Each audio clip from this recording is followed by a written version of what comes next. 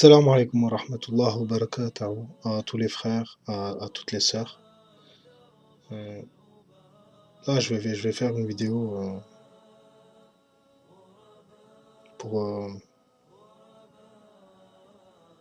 simplement, je vais la faire. Bismillahirrahmanirrahim. Je, je suis touché par l'injustice des ennemis et l'on m'interdit de fouler le sol de mon pays. Je suis pourchassé sans avoir commis de péché, errant sans aucune terre qui m'appelle. L'Amérique entière cherche à me tuer et je prie Allah de me donner une mort dans le combat. La racaille me pointe du doigt et me traite d'égarement simplement parce que je clame la vérité et que je cherche ma dignité sous mon armement. Je suis seul que les, je suis seul tandis que les Juifs se multiplient par milliers. Je suis seul, non, pas vraiment, car le Seigneur du trône m'assiste et son aide me suffit, simplement. Rahimu Allah.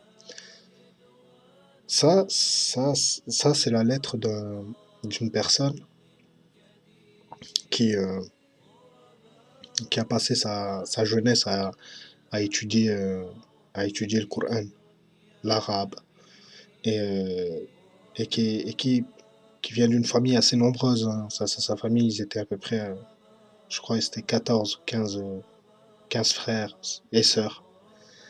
Une famille riche, très riche. Et puis, bon, bah, il avait la possibilité, cette personne, de faire des études où il voulait dans le monde, hein. Il aurait pu partir en Angleterre, comme certains de ses frères, certaines de ses sœurs. Et, euh, et non, lui, ce qu'il a choisi, c'était de rester dans les pays où les haines y retentiez. Euh, bon, après les années, ils ont passé. Il y a eu, euh, il y a eu quelques événements dans un certain pays. Et puis ce jeune, ce qu'il a fait, c'est que malgré qu'il soit énormément riche, que sa famille soit énormément riche, ce jeune-là, il a décidé de, de combattre sous le sentier sous le sentier d'Allah. Il est parti sur ces terres de, de, de combat et l'argent qu'il avait sur son compte bancaire, cette personne, il l'a sacrifié pour les orphelins, il les a sacrifiés pour les veuves, pour pour ceux qui étaient blessés aux batailles, enfin au combat, quoi. Et il a passé sa vie comme ça. Cette personne-là, c'était Oussama Bin Laden. Donc, vous venez d'entendre les quelques lignes que Oussama Ben Laden il a écrit. Et franchement, euh, rien qu'à lire ce qu'il a écrit, on sent vraiment la sincérité de la personne et ce qu'il en découle. Après, après voilà, non, on peut pas en fait. On n'a pas le choix que de, que de pouvoir le comprendre. Ça peut choquer, ça peut, comment dire, être incompris pour ceux qui ont un voile devant les yeux, mais je vous assure que si vous faites des recherches, euh, vous verrez qu'en fait, il avait raison, il avait raison de A à Z. Des erreurs, on en fait tous. Est-ce que ceux qui se sont clamés de lui, hein, ceux qui sont clamés de lui, les actes qu'ils ont commis après, euh, est-ce qu'ils sont légitimes? S'ils sont légitimes, je dirais pas légitimes, mais ce sont des sujets, ils auraient pu faire autrement. Ils auraient pu faire autrement. Et ça aurait facilité la tâche de pas mal de musulmans. Mais bon, après, Ça enlève pas la personnalité de celui qui a écrit ces lignes-là. Ça enlève pas sa vie, son vécu, euh, et puis ce qu'il a fait. Parce qu'en fait, ce qui compte, dans la vie, c'est ce que vous avez fait. C'est ça qui compte. Bon, ben lui, ce qu'il a fait, il n'y en a pas beaucoup qui l'ont compris. Bon, moi, je le comprends. Je le comprends parce que moi, j'ai cherché, voilà. Donc, je le comprends. Comme je comprends les gens qui étaient avec lui. Bah, au bout d'un moment, faut réfléchir. Vous savez, si souvent dans mes vidéos, je fais part vous savez, des sœurs qui ont subi franchement des choses horribles par, par les Occidentaux et surtout leurs militaires, hein. C'est pas que, c'est juste que je veux que la Oumma, elle l'oublie pas. La Oumma, je veux pas qu'elle oublie en fait. Parce que c'est ça qui est dangereux. Ce qui est dangereux, c'est pas le monde dans lequel on vit. C'est pas dangereux ça. Non, ce qui est dangereux, c'est qu'on oublie ce qu'on nous a fait subir.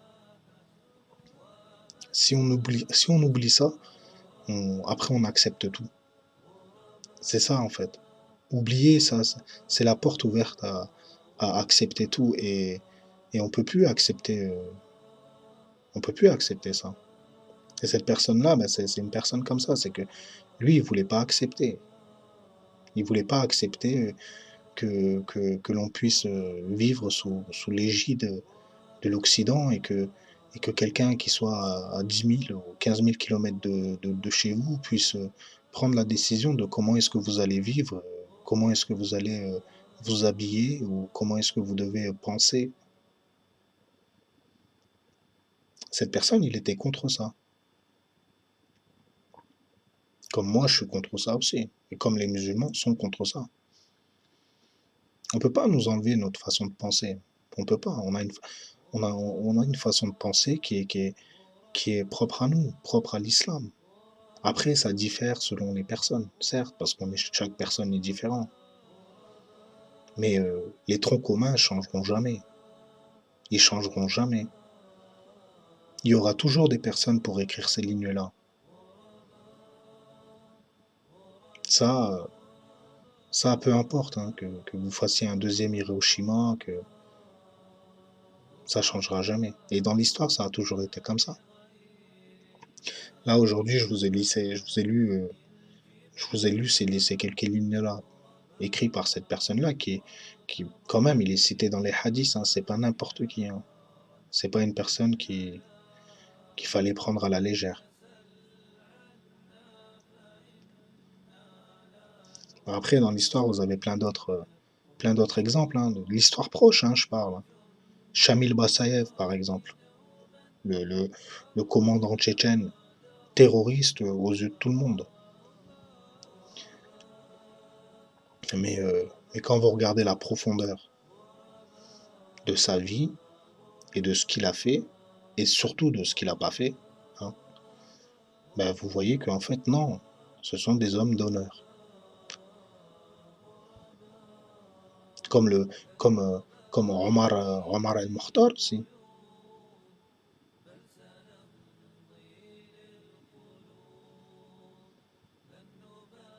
Ben oui. Mais c'est bizarre parce que, enfin, c'est bizarre, c'est pas bizarre. Moi, je vois ça comme une récompense d'Allah subhanahu wa ta'ala. Pourquoi, vous savez, quand, quand vous baissez pas la tête et que vous êtes derrière vos convictions, eh ben, peu importe que vous mourrez ou que vous mourrez pas, ben, on vous respecte. Allah Azza wa Jal met quand même le respect euh, de votre vécu euh, chez votre adversaire. C'est comme Omar Mokhtar. Regardez, à l'heure d'aujourd'hui, si une personne comme Omar Mokhtar existait, je pense que l'Occident le ferait passer pour un terroriste. alors que c'était le lion du désert, hein, tout le monde le sait. Et puis, euh, des années, des dizaines, des vingtaines d'années après, cette personne, on en reparle encore. On en reparle encore parce que sa cause était juste, incompris de l'Occident, certes, mais bon, ça ne nous étonne pas, mais on en reparle encore comme un homme de foi et de dignité, un homme qui n'a pas voulu vendre son pays contre de l'argent. Bon, ce qui est pas très, comment dire, très courant de notre jour. Vous savez, de nos jours, euh, tout se vend, tout s'achète, pratiquement. La seule chose qui nous reste, c'est ce qu'on a dans notre cœur. Donc ça ne le vendez pas. Ne, ne le vendez pas. Je pense que ça en vaut pas la peine. Cette dunya-là, elle en vaut pas la peine qu'on le vende. D'ailleurs, aucun monde ne mérite qu'on vende sa religion. Après, il y a religion et religion. Là, je m'adresse, euh, là, je m'adresse aux frères et aux sœurs. Il y a religion et religion. Il y a religion, je suis conscient de la période que je vis. Et puis bon, je comprends que bon, la vie, elle est éphémère. On peut mourir à chaque instant. Je peux mourir après cette vidéo-là. Vous pouvez mourir après avoir écouté cette vidéo-là aussi. Et puis bon, votre vécu, qu'est-ce que vous auriez fait? C'est ça la question, c'est qu'est-ce que vous avez fait de votre vie? Alors, se présenter devant Rabbil Arsh al-Azim, bon, on fait tous des péchés. On en fait, hein. Je dis pas le contraire. Mais vous savez, hier vous avez commis un péché, aujourd'hui vous prenez conscience que tout ça c'est un piège qui va se retourner contre vous, hein. Et puis demain vous décidez de changer, vous vous dites ouais, c'est fini. Vous avez, je sais pas moi, peut-être vous avez passé 20 ans dans les péchés, hein. Un seul jour de votre vie, vous l'avez passé dans le dîn. Peut-être que ce un jour-là, ça va changer votre vie et ça va changer votre au-delà. Ahirou. Il y avait un hadith de Rasul sallallahu alayhi wa sallam, si je m'en rappelle bien, c'était que le jour du jugement, la shahada, elle va être pesée. C'est-à-dire, vous savez, ashhadu anna la ilaha illallah wa ashhadu anna muhammadan abduhu wa rasuluhu. Cette phrase-là, elle va être pesée sur la balance. Et si je me rappelle bien du hadith, c'était une personne qui avait énormément de péchés et puis il avait dit la shahada avec conviction. Et puis bon, on a mis la shahada dans la balance et ça a pesé lourd. Vous voyez ce que j'essaie de dire? En fait, ce que j'essaie de dire, c'est que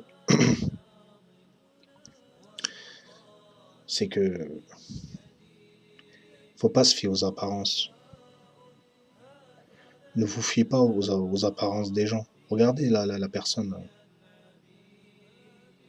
dont on a parlé tout à l'heure. C'était des gens, vous voyez, hein, comme il dit, hein, la racaille me pointe du doigt. Vous voyez la phrase quand même, la racaille me pointe du doigt. Alors que bon, les Occidentaux, ils ont les plus belles voitures, les plus beaux habits, enfin selon eux, hein. Moi, je suis un adepte de l'habit afghan. Je l'aime beaucoup. Je sais pas, moi, je sais que ça me va bien. Je l'aime bien. Voilà. Et puis bon, cette personne-là, il avait que ça sur lui, hein. Il n'avait pas de téléphone, il avait pas du bling bling sur lui, quoi. Et puis Puis ce qu'il a fait, bon, ben, ce qu'il a fait. Bon, ce qu'il a pas fait aussi, on peut en parler, hein. Quand les deux tours jumelles ils sont tombés et puis qu'on a accusé cette personne, c'était facile, hein. Ah bah oui, c'était facile. Mais bon, celui qui avait un petit peu d'intelligence, hein, celui qui ne serait-ce que quand vous voyez les deux tours tomber, vous voyez déjà que c'est fait chirurgicalement, hein. Et puis chirurgicalement, vous avez deux, trois entreprises dans le monde qui le font, hein. Vous n'en avez pas beaucoup, hein. C'est des entreprises, hein. C'est pas. Donc voilà, hein. La question, elle est vite réglée. Donc, comme il disait, hein, je suis pour ça, pour chasser sans avoir commis de péché. C'est-à-dire que c'est innocent, innocent de ce qu'on lui disait, hein, ce qu'on disait sur lui. C'est beau quand même. Une vie comme ça, c'est beau quand même. Que Rabbi le gratifie par le Jannah, Inch'Allah. Inch'Allah. Puis voilà, en fait, bah, les gens qui vont soutenir Al-Mahdi, bah, ça va être des gens pareils, vous voyez. C'est pour ça, dans la vidéo précédente, enfin précédente, je me comprends. Pour ça, je disais, moi, j'attends pas un Mahdi avec des bouquets de fleurs. Je me comprends, bon, j'attends pas un Mahdi Jahil non plus, hein. Je sais qu'Al Mahdi, il aura un certain ilm, Rabbil Alamin va islah.